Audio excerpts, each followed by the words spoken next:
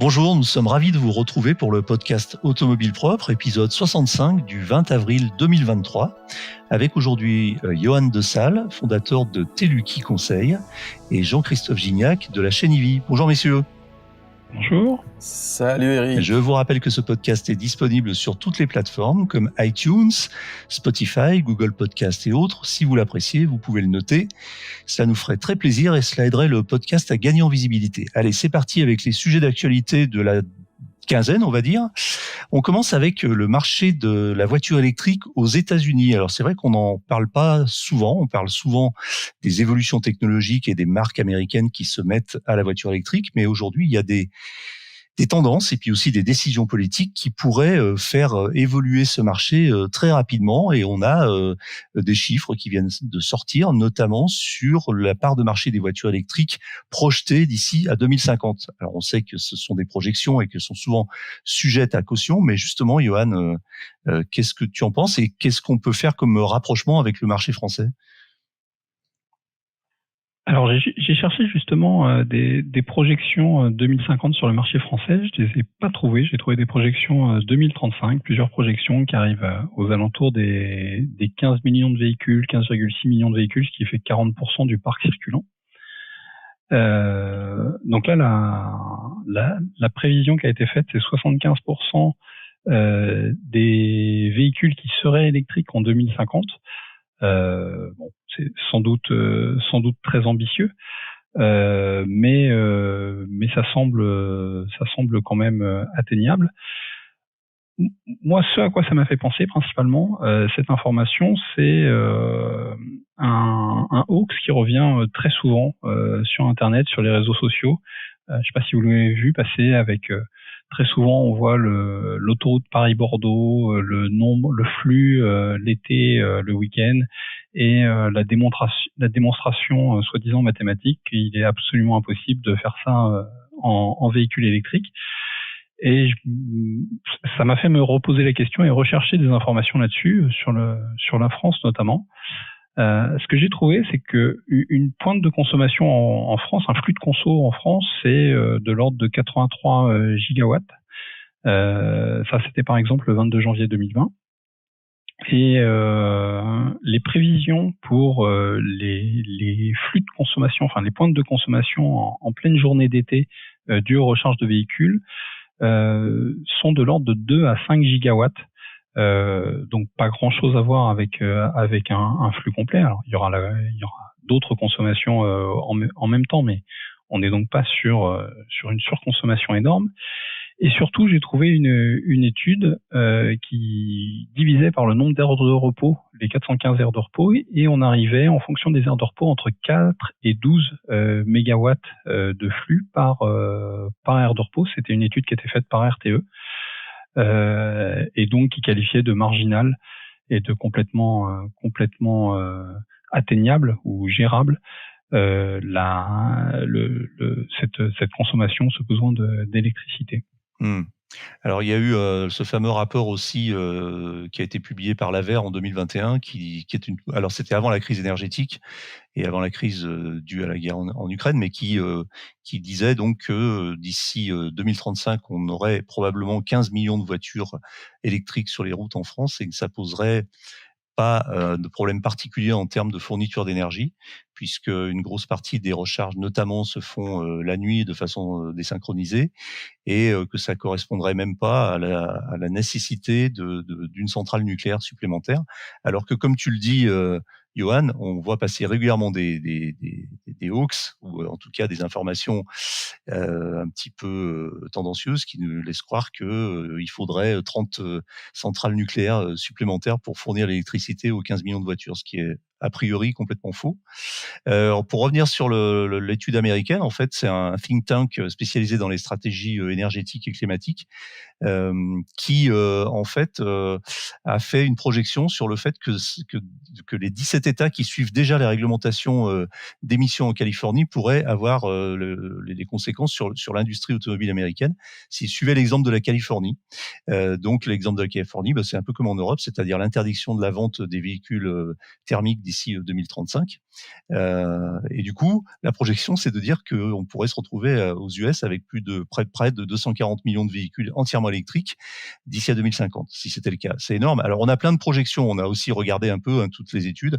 On voit aussi que sur certaines projections font état de 70% de voitures électriques d'ici 2050 dans le monde. Voilà, je ne sais pas ce qu'il en est. En tout cas, la Californie a un peu montré la voie et aujourd'hui, les autres États vont suivre. Alors, ça fait aussi écho à un autre sondage qui est sorti il y a quelques jours, que je n'ai pas sous les yeux, mais dont j'ai retenu le chiffre principal, qui dit que 45% des Américains aujourd'hui n'envisagent pas de rouler en voiture électrique et n'envisageront jamais de le faire. Ça veut dire qu'on a quand même une grosse résistance au changement. Donc, d'un côté, on aurait 75% des immatriculations qui seraient électriques, et d'un autre côté, on aurait 45% des Américains qui ne souhaiteraient pas passer à l'électrique. Donc, il va falloir trouver un moyen terme entre ces chiffres, mais en tout cas, c'est sûr qu'on s'approche d'une croissance, on va vers une croissance qui risque d'être assez importante. Jean-Christophe, qu'est-ce que ça t'inspire ? 75% de véhicules électriques aux USA en 2050, ce serait génial. Maintenant, si c'est que des pick-up RAM avec 225 kWh de batterie et qui consomment 50 kWh au 100, je pense que, sincèrement, en termes d'analyse de cycle de vie complet, au niveau CO2, je pense que c'est pire que du thermique, peut-être. Donc, je suis pas sûr que, voilà. Il va falloir leur apprendre aux Américains aussi l'économie, quoi, voilà, rouler dans des choses efficientes, et voilà. Je pense que c'est ça qui va être vraiment compliqué. Quand tu veux dire l'économie, je pense pas qu'on ait à apprendre l'économie aux Américains, mais je pense que tu veux dire plutôt la sobriété et l'éco-conduite. Alors, l'économie dans le sens voilà, du ménage, quoi. Ouais, on a bien compris. Cela étant, il faut se méfier quand même des a priori qu'on a et parfois des clichés, parce que aujourd'hui, la voiture électrique la plus vendue aux US, c'est Tesla aussi. Hein. Non, mais c'est sûr. Et je pense ils pourront aussi aller sur cette voie. Pour voyager assez régulièrement aux US, je constate. Alors, je l'avais dit d'ailleurs dans un podcast au mois d'octobre que entre les grandes villes, les grandes métropoles de l'Est et puis la Californie, c'était un désert en termes de voitures électriques. En 5000 km de traversée, j'ai dû même pas en voir l'équivalent des doigts d'une main. En revanche, dans toutes les petites villes où je passais, il y avait des superchargeurs Tesla et ils étaient souvent pleins. Donc c'était assez drôle comme paradoxe, parce que d'un autre côté, on voyait pas de voitures électriques, et les seules voitures électriques qu'on voyait, même au fin fond du Missouri ou de l'Alabama, c'était des Tesla. Et on voit de temps en temps, on commençait déjà l'an dernier fin de l'année dernière, à voir des Ford F-150 Lightning. J'en ai vu quelques-uns, quelques Rivian aussi, mais effectivement. Bon, attention, soyons prudents sur les clichés. On pourrait avoir des surprises et constater que les Américains se mettent aussi à rouler avec des voitures un peu plus sobres. Mais on verra ce qui va se passer. Mais j'espère. En tout cas, cette projection est intéressante, même si elle me paraît effectivement assez optimiste dans l'esprit. Johan, tu voulais rajouter quelque chose ? Tu avais d'autres chiffres, non ? Quelques chiffres en fait sur le coût de ce déploiement. D'après RTE, déployer en fait le réseau pour alimenter ces bornes de recharge sur autoroute, c'est un coût qui était chiffré entre 300 et 600 millions d'euros.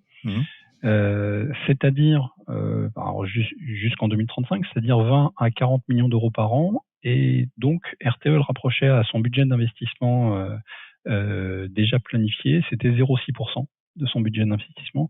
Donc, a priori, rien d'infaisable non plus côté RTE.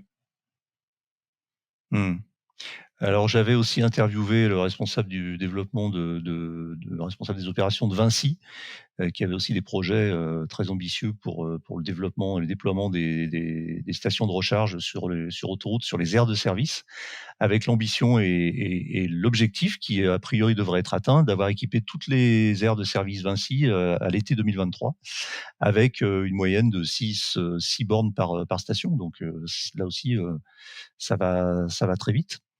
Je crois qu'il avait, si je me souviens bien, il avait parlé à objectif 2030, 2035, je sais plus. en fait, qu'il faudrait en gros 70 bornes par aire de service pour couvrir l'ensemble du trafic de voitures électriques, quoi. Et je trouvais ça plutôt, voilà, c'est faisable, c'est complètement faisable. Et je crois que c'est Vinci, je sais plus, je crois que c'est Vinci qui a ouvert un appel d'offres pour couvrir les aires de repos. Ça, c'est nouveau. Oui, ils commencent. Ouais, ça c'est incroyable. C'est-à-dire que même dans les aires de repos, alors il y a moins de bornes évidemment. Là, c'est vraiment poser une borne par aire de repos, mais c'est génial. Enfin, là, si on peut s'arrêter dans les aires de repos, recharger un peu, c'est cool. Ouais, complètement. Non, mais ils ont un programme très ambitieux. Et puis ils ont aussi, bon, je suis un peu hors sujet, mais je le rappelle, j'ai trouvé ça très, très intéressant sur les moments de gros départ et de grosses migrations. Ils avaient commencé l'été dernier, ils ont continué là. Ils ont mis en place une stratégie de brigade de gilets bleus. Ce sont des gens qui sont dédiés à aider les automobilistes à recharger. Donc ils les reçoivent sur les stations, ils leur expliquent comment ça fonctionne, ils les incitent à pas rester trop longtemps, etc. Ils les accompagnent en fait dans leur acte de chargement, de recharge. Et j'ai trouvé ça super intéressant. Et c'est un peu entre guillemets des pompistes 2.0 qui se consacrent vraiment à la recharge électrique. Très bien. Sujet suivant. Alors, on va parler un peu de Tesla. Ça va vous surprendre. On va parler de Tesla parce que l'actualité de Tesla est assez riche et notamment au niveau de la tarification. Vraiment, on a eu à nouveau. Alors, on est habitué avec Tesla à l'instabilité des tarifs. L'instabilité, le mot est peut-être pas très bien choisi. En tout cas, la variabilité des tarifs, pour le meilleur et pour le pire, selon de quel côté on se place. Et donc, Tesla a à nouveau fait bouger ses tarifs à la baisse récemment de façon assez drastique et même de façon assez spectaculaire, puisque on a des modèles qui deviennent maintenant éligibles à la prime écologique, alors qu'elle ne l'était, au bonus écologique, alors qu'elle ne l'était pas avant. Et on a aussi, par exemple, des baisses de 10 000 € sur les Tesla Model S et Model X. Voilà, donc sur les Model S et Model X grande autonomie et Plaid. Donc voilà, alors certains disent ça y est, ils ont tué le game et ils ne laissent aucune miette aux concurrents. Johan ? Alors, moi, ce que je vois, je suis très très loin d'être un Tesla fanboy, vraiment très loin de ça. Pour autant, là, j'admire vraiment ce que fait Tesla parce que ils sont en train vraiment de changer le paradigme du véhicule électrique. Moi, mon métier, c'est de gérer des véhicules et d'en acheter par milliers, par dizaines de milliers. Depuis 20 ans, alors je vais pas parler des 2-3 dernières années qui sont un petit peu particulières, mais depuis 20 ans, on prend tous les trimestres, tous les semestres, 1,8, 2,3% d'augmentation par toutes les marques.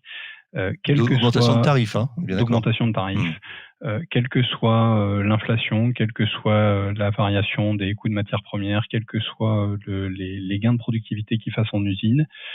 Et puis, quand un modèle arrive à ses 7 ans, là, vous avez droit à des remises complémentaires. Et puis, les 6 mois après, quand vous avez de nouveaux modèles, les tarifs explosent. Tout ça est tellement huilé. Et là, Tesla nous rappelle que l'automobile, c'est aussi un marché. Il y a une fluctuation de l'offre et de la demande. Il y a une production qui n'est pas forcément en phase de la demande. Et donc, comme tous les marchés, on fait varier son prix par rapport à la demande. Et là où ça me fait plaisir aussi, moi, c'est que pour le particulier qui achète son véhicule et qui n'aime pas négocier, ou pour celui qui ressort de la concession avec son bon de commande en main et qui a l'impression de s'être fait avoir par le vendeur, parce que ça arrive quand même assez souvent, là, les choses sont claires. Les choses, elles sont écrites sur Internet. Je sais à combien je paye. Je sais même que s'il y a un rabais qui arrive 7 jours après mon achat, Tesla va me faire la remise dans ce délai de 7 jours. Donc, je sais que je paye le même prix que mon voisin et il y a quand même pas mal de gens qui seraient plutôt heureux de ça. Et j'ai l'impression, puisque je vois Fiat qui a baissé ses prix, puisque je vois Ford qui a aussi fortement baissé ses prix, j'ai l'impression qu'en fait, Tesla est en train de créer une nouvelle manière de gérer les prix sur le marché. Alors, avec des effets de bord qui sont parfois, un petit peu, gênants, ou fâcheux pour ceux qui viennent d'acheter. J'imagine, la personne qui vient d'acheter une Tesla Model S et qui l'a payée 113 000 € et qui alors 7 jours, OK, délai de grâce de 7 jours, mais 8 jours après, voit qu'elle est tombée à 103 000 €, ça fait quand même 10 000 € et du coup, est-ce que ça peut pas avoir un effet pervers de déstabiliser un peu le marché, de se dire finalement, de jouer sur la confiance des consommateurs qui risquent toujours d'hésiter à se dire: «Mais je vais attendre un peu parce que ça va baisser». Et puis est-ce que ça ne va pas envoyer, alors je sais pas si c'est pour le bien ou pour le pire, mais envoyer les consommateurs dans les bras de toutes les sociétés de location, longue durée, et cetera qui, par sécurité, parce que quand on achète une voiture, cash et qu'elle se déprécie, c'est de l'argent qu'on perd. Quand on la prend en location longue durée avec des mensualités qui sont finalement relativement contenues et que cette voiture perd, peut-être en quelques mois, 10 à 20% de sa valeur, on est un peu protégé par cette baisse puisque de toute façon elle concerne la société de LLD qui va se manger toute la décote, mais, en tant que consommateur, on est un petit peu à l'abri.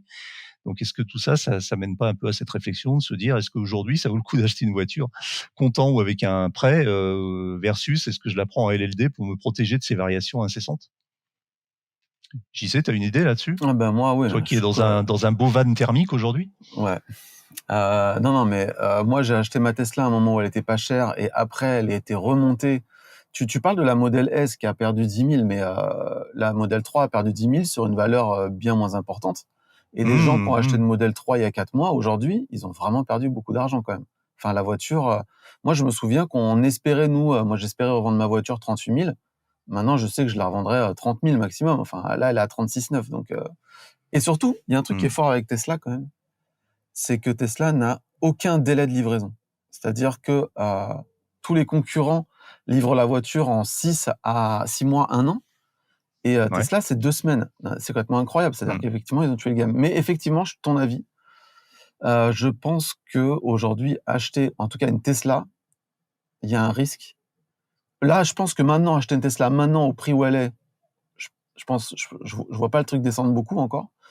Mais effectivement, Ouais, si bah, ça c'est comme le remonte, bitcoin en fait. ouais, voilà, non, mais en C'est plus un objet c'est presque un objet de spéculation. les variations là, elles sont pas de 1000, 1005, c'est carrément Mmh. en passant sous le bonus, ça perd 5000 d'un coup. Enfin, c'est assez fou.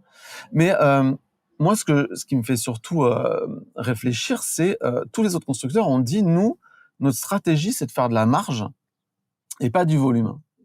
Et aujourd'hui, le problème, c'est que moi, je discute avec 2-3 concessionnaires, mais ils font plus du tout de volume en électrique en fait. C'est-à-dire que Ouais, c'est Tesla ça.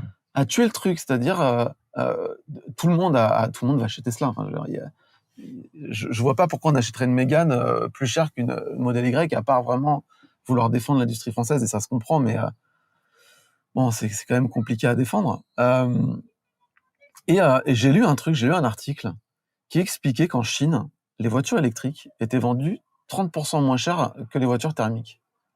Et là, je me dis peut-être qu'effectivement, tout le monde se plaint que la voiture électrique est chère, et qu'en fait, peut-être, c'est peut-être pas si cher que ça, et que c'est vraiment les constructeurs qui protègent leurs marges, qui n'arrivent pas à produire beaucoup, donc ils les mettent cher.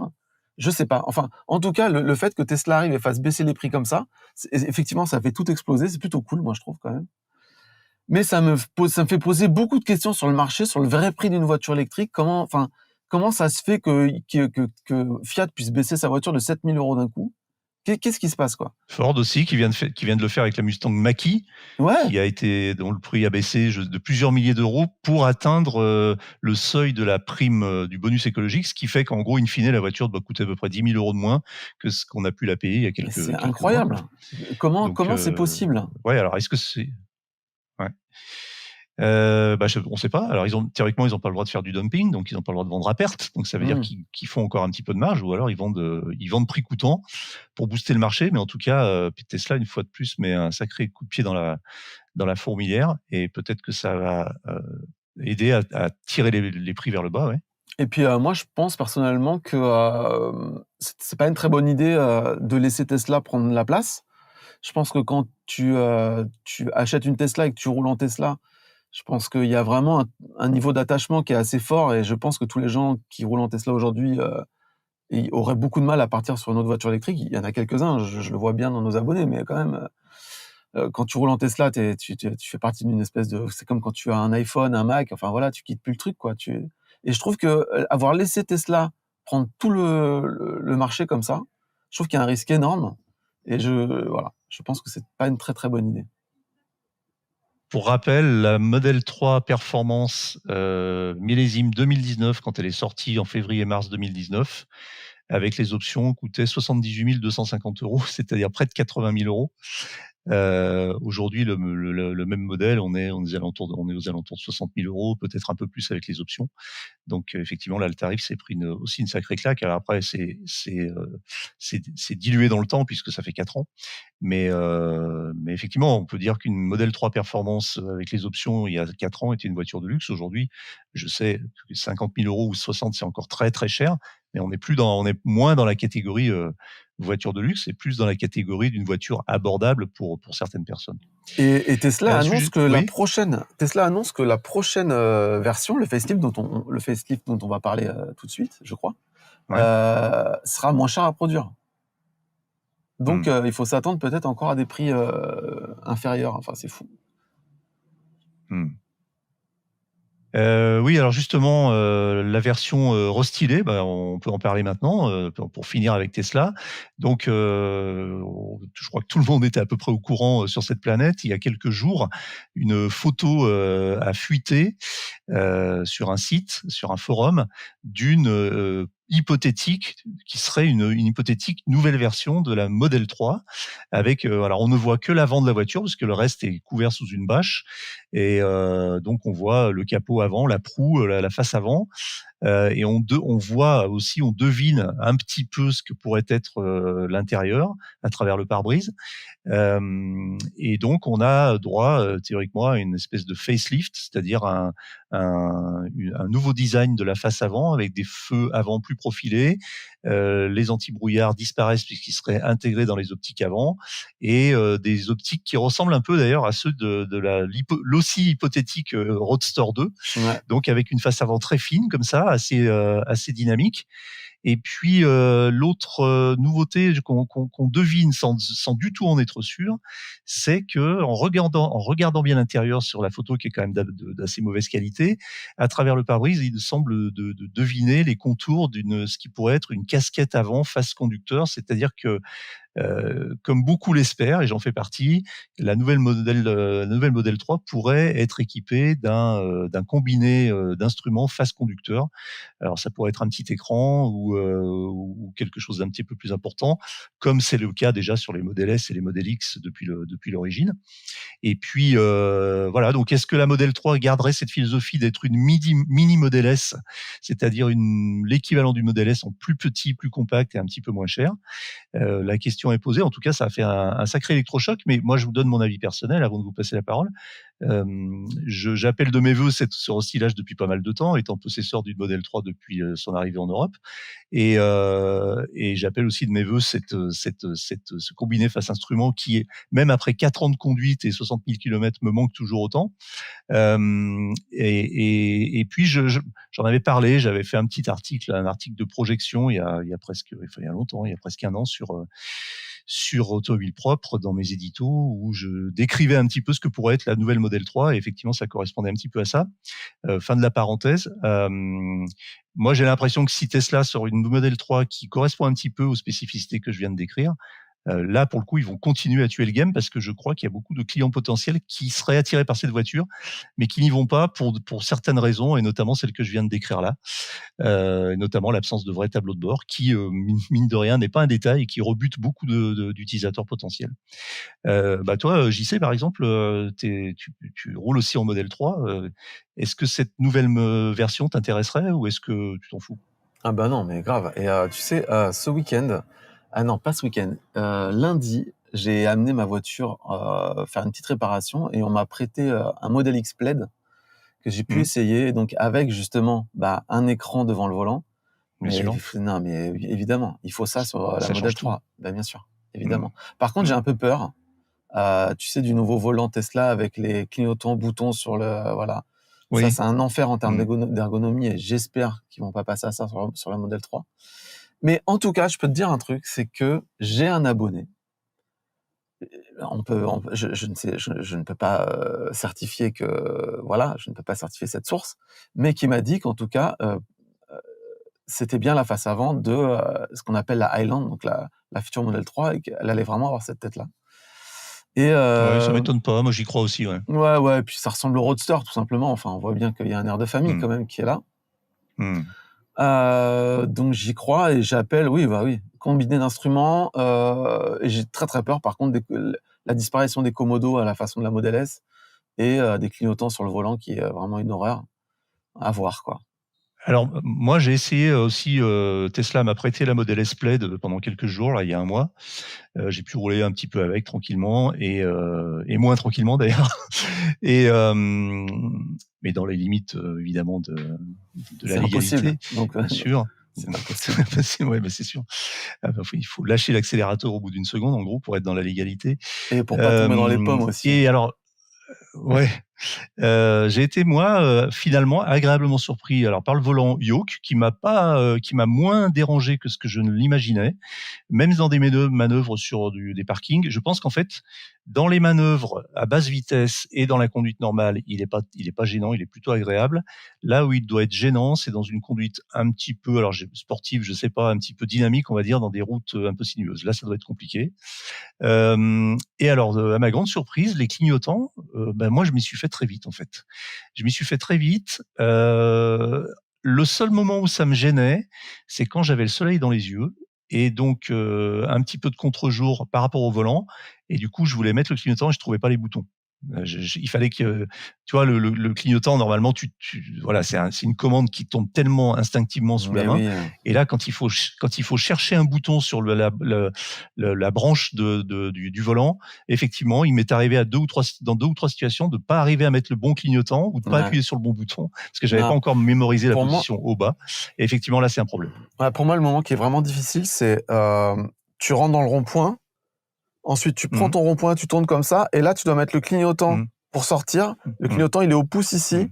Et là, alors qu'une voiture normale, tu fais tac. Là, c'est vraiment pas pratique, c'est très compliqué. Bon, bref, c'est un détail. Mais effectivement, et là, la grande question, c'est savoir que faire. Est-ce que l'ancienne Model 3 va perdre de la valeur? Est-ce que moi j'ai ma Model 3 qui arrive en fin de LOA en septembre, donc à l'arrivée de la nouvelle, en gros, c'est une grande question. Voilà. Pareil. Que faire. C'est des problèmes de riches, on va dire. Johan, ça t'inspire quoi cette arrivée de nouvelle Model 3? Alors, je vais encore faire un peu de hors-sujet. Moi, le facelift de la Model 3, je l'attends pas plus que ça, parce que, comme je l'ai dit tout à l'heure, je suis pas tout à fait un fan de Tesla. Pour autant, il faut reconnaître que c'est la voiture électrique la plus vendue dans le monde en 2019, en 2020, en 2021, avec 500 000 exemplaires vendus. 2022, j'ai pas trouvé les chiffres, mais si elle n'est pas la première, elle doit pas être très très loin quand même.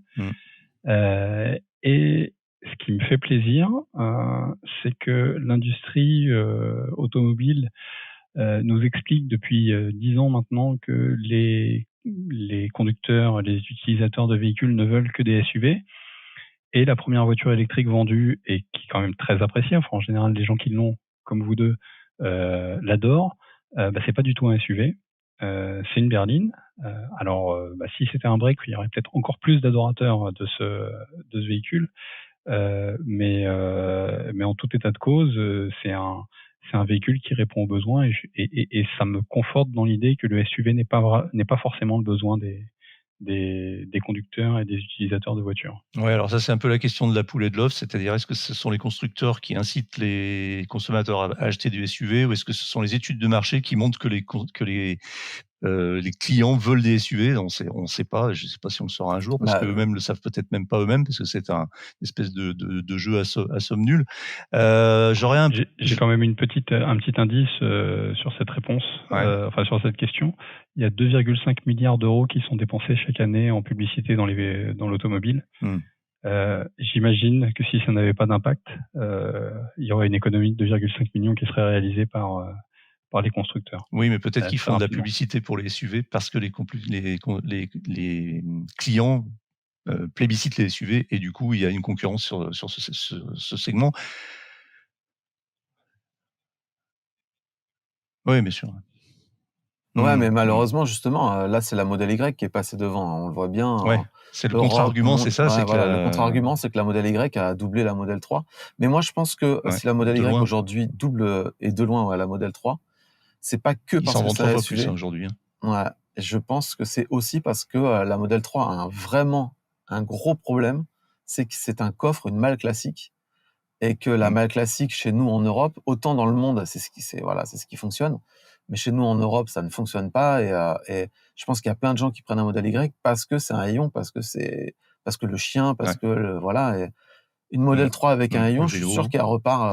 elle repart plus, voilà, elle repart, je finirai par Mmh. cette phrase. Je n'y arriverai pas. Non, mais ça s'équilibrerait probablement. Aujourd'hui, il se vend 3 modèles Y pour une Model 3. La Model 3, les ventes de la Model 3 ont baissé de plus de moitié sur les 3 dernières années, effectivement, et notamment sur la dernière année. Et c'est le modèle Y qui est passé devant avec des progressions fulgurantes. Effectivement, comme tu le dis, Jean-Christophe, si la Model 3 corrigeait son défaut, enfin ce que certains considèrent comme un défaut de jeunesse, et transformait son coffre en haillon, sa malle arrière en haillon, probablement qu'elle reprendrait un petit peu de vigueur dans les ventes, surtout avec un Exactement. nouveau modèle qui arrive. Alors effectivement, en étant utilisateur, moi j'ai jamais beaucoup de choses à transporter, mais quand j'ai des choses importantes, un peu volumineuses à transporter, le problème c'est qu'en fait le coffre est grand, mais l'accès au coffre est limité, et à cause de ça, alors, du coup, l'astuce c'est de mettre les choses de coucher les sièges et les faire rentrer par les portières arrière plutôt que par le coffre, parce que si vous voulez rentrer un petit meuble, vous pourrez le passer par les portières arrière, mais il passera pas par l'entrée qui est normalement prévue à cet effet. Voilà, donc bon, bah, en tout cas, la nouvelle Model Après, 3, on ne sait pas quand est-ce qu'elle. Ouais. ouais, je disais juste après, par contre, le modèle Y, il a un avantage aussi, c'est que comparé à tous les autres SUV qui généralement sont inefficients, le modèle Y reste très efficient. Et Mmh. c'est pas quelque chose c'est pas une mauvaise idée d'acheter un modèle Y parce que en fait, tu vas pas perdre beaucoup d'autonomie, ça va pas te coûter beaucoup plus cher. T'as plus de place, t'as un grand coffre. Je comprends que on passe du modèle Y, enfin du modèle 3 au modèle Y. Par contre, chez Mmh. les autres marques, parfois tu as un écart d'autonomie qui est vraiment incroyable entre véhicules, entre berline et SUV sur la même plateforme, quoi. Type Ioniq 6, Ioniq 5, quoi. Ouais, tout à fait, ouais, exact, ouais. Mmh. Très bien, bah, on verra. Alors, on n'a pas du tout d'informations sur l'éventuelle annonce officielle de la nouvelle Model 3, mais on peut se dire en général que quand ce genre de fuite arrive, les annonces officielles ne suivent pas très longtemps après. On verra bien. En tout cas, on est impatient de voir ça. On va On va finir. parler de septembre. Oui, oui, ouais, effectivement. On va finir rapidement. Alors justement, toujours avec des lancements de nouveaux modèles qui sont, alors pour le coup, non pas des rumeurs ni des fuites photographiques, mais des réalités, et qui alimentent un petit peu notre réflexion sur SUV versus pas SUV. Là, pratiquement dans les mêmes journées, ont été annoncées officiellement trois nouvelles voitures, trois nouveaux modèles de trois marques différentes, dont deux ne sont pas des SUV. Ça change un petit peu. Donc, d'une part, la Volkswagen ID.7, qui est une grande berline qu'on pourrait à peu près comparer en termes de taille, hein, uniquement en termes de taille, pour la situer à la Tesla Model S, justement, qui est à peu près entre la Tesla Model S et la Tesla Model 3, mais elle est plus proche de la Model S. Donc une grande berline, 3 volumes, 5 portes, Volkswagen, ressemble un petit peu, je trouve, à l'ID4 ou à l'ID5 écrasé. C'est-à-dire, c'est un peu l'inverse, Ouais, ça exactement. démarche inverse, c'est-à-dire que Volkswagen est parti des SUV d'origine et on a fait une voiture plus plate. Ça la démarche inverse de Tesla avec la Model 3 et la Model Y. Donc une voiture qui est assez réussie esthétiquement, dans laquelle il y a beaucoup de place, qui sortira probablement avec plusieurs motorisations. On en est vraiment à la présentation statique aujourd'hui. Une voiture qui coûtera quand même aux alentours de 60 000 € dans ses versions de base. Et puis Smart, qui voit aussi encore un peu plus gros avec le SUV coupé électrique hashtag 3, c'est le nom du modèle. Donc c'est un SUV de taille moyenne qui est d'ailleurs aussi très réussi esthétiquement. Donc là, on est à nouveau dans le SUV. Mais sur trois voitures, on en a quand même deux qui ne sont pas des SUV. Et la dernière présentation, c'est MG, qui vient de dévoiler son très attendu roadster électrique Seaburster, qui est donc une voiture de sport, un cabriolet 2 places électrique qui devrait théoriquement s'inscrire un peu dans la lignée des petits roadsters anglais qu'on aime bien amener sur les routes de campagne le week-end. Et voilà, donc est-ce que c'est le signe d'un début de diversification du marché automobile? Est-ce qu'on va sortir enfin du tout SUV? Et pour quels usages? Johan, tu en penses quoi? Alors moi ici, je suis plutôt la voix de la raison. Il y aura après Jean-Christophe pour la voix de la passion, j'imagine. Mais alors c'est bien qu'on ait des véhicules qui changent un petit peu. Pour autant, moi ce que j'attends vraiment, c'est le véhicule qui correspond à l'usage, qui correspond aux besoins et à l'utilisation des Français ou des gens en général, même si on va au-delà de la France. Et ce besoin, il est plutôt de l'ordre de 35 à maximum 50 km par jour, répartis en 2 ou 3 trajets. Et avec 1, quelque chose, 1,6, 1,7 personnes à bord. Donc une voiture légère. Moi, je suis un chantre de la voiture légère. Il y en a encore très peu, pas assez à mon goût. Les modèles là dont tu parles sont assez sympathiques. C'est vrai que le design de la Volkswagen, j'ai plutôt apprécié. Le design aussi de l'AMG, je l'ai trouvé plutôt sympa. Mais bon, pour autant, c'est pas tout à fait les véhicules qui correspondent aux besoins les plus courants et ceux dont on a besoin pour décarboner en masse. Jean-Christophe? Mais c'est exactement ce que je m'étais dit pour l'ID7 en tout cas. Volkswagen a sorti l'ID3 qui correspond un peu à ce que à ce à quoi pourrait ressembler la demande française. Mais après, ils ont sorti l'ID4, 5, le 7, l'ID Buzz aussi, qui sont que des trucs immenses, super chers et tout, alors que clairement, les Français, c'est pas ce qu'ils attendent. Ils attendent plutôt des voitures comme des MG4 en fait, placées au prix des MG4, taille MG4, on va dire. Sinon, quand même, pour l'ID7, moi, j'avais noté qu'il y avait une bonne une bonne efficience, pardon. 610 km pour 77 kWh de batterie. On est sur comme une Tesla Model 3 Long Range ou une Ioniq 6 de roues motrices, donc c'est plutôt pas mal, alors qu'elle est vachement grande. Donc ça, à voir. Il y a quand même 100 km de plus. Ouais, on annonce entre 600 et 700 km d'autonomie selon les versions. Hein. Ouais, 610 avec la 77 et 700 avec la... Alors par contre, j'ai pas compris, 86 kWh de batterie pour gagner 90 bornes. C'est 2 offres très proches, tu vois, je comprends pas trop l'intérêt. 610 km, c'est vraiment déjà énorme, je pense. Et donc je disais, ouais, tu gagnes 100 km de plus qu'une ID4 avec la même batterie. Donc merci l'aéro et le nouveau moteur, parce que c'est pas le même moteur exactement, mais comme quoi quand même, Volkswagen évolue et le jour où ils sortiront une petite compacte sympa, ça pourrait faire quelque chose de vraiment top. Sinon, la Seaburster, moi, j'adore les voitures anciennes. Je suis dans une voiture qui a 33 ans actuellement, là, donc j'adore ça. Et je m'attendais à un petit roadster MG léger, pas trop puissant, mais pas trop lourd, et un truc à 40 000 euros qui est vraiment la petite voiture fun, genre Mazda MX-5. Et a priori, ça va être un monstre. Ça parle de 800 km d'autonomie, 0 à 100 en 3 secondes, donc je pense que ça part plutôt sur du supercar. Donc, bon, effectivement, je pense que, encore une fois, c'est un véhicule, je pense que c'est un véhicule d'image, en gros, pour AMG. Voilà. Ça fait du bien à AMG de produire autre chose que des SUV, des petits trucs un peu chinois, quoi. Voilà, ça fait un peu rêver. Et la Smart, finalement, est-ce que c'est pas celle-là, la Smart, qui correspondra un petit peu à ce que recherchent les Français, finalement? Pas trop grand, pas trop lourd, pas trop gros, pas trop puissant. Je sais pas. Ouais, alors la Smart, je la trouve, enfin c'est une appréciation personnelle qui n'engage que moi, mais je la trouve particulièrement réussie en termes de design, de ligne extérieure, mais de design intérieur aussi. Et très bien équipée. Elle est plus jolie que la One. Oui, et puis très bien équipée, avec plein de petites astuces en termes d'équipement intérieur. Je suis impatient de les voir sur les routes, ces voitures, parce que je pense que oui, effectivement, ça pourrait marcher. Après, il faut voir le tarif, parce qu'on reste toujours sur des tarifs assez élevés. Pour revenir sur la MG Seaburster, effectivement, on s'attendait à un petit roadster, et finalement, comme tu le dis, on va plutôt être proche de quelque chose qui va se rapprocher des gros cabriolets allemands un peu de luxe, quoi, la grosse Merco cabriolet, ou des voitures comme ça, ou Audi cabriolet. À cela près que ça reste une voiture exclusive, puisque c'est une 2 places, on n'aura même pas 2 petites places d'appoint derrière. Mais bon, en tout cas, en termes d'esthétique, c'est joli, c'est réussi. Il faudra voir ce que ça donne au niveau tarif. Et est-ce que dans cette clientèle qui affectionne particulièrement ce genre de voiture, est-ce que mettre 80 000, on ne sait pas combien elle coûtera, mais entre 60 000 et on va dire, pour être large, entre 60 et 80 000 euros dans une voiture avec un sigle chinois, est-ce que ça va le faire ou pas? C'est, à mon avis, la grosse inconnue.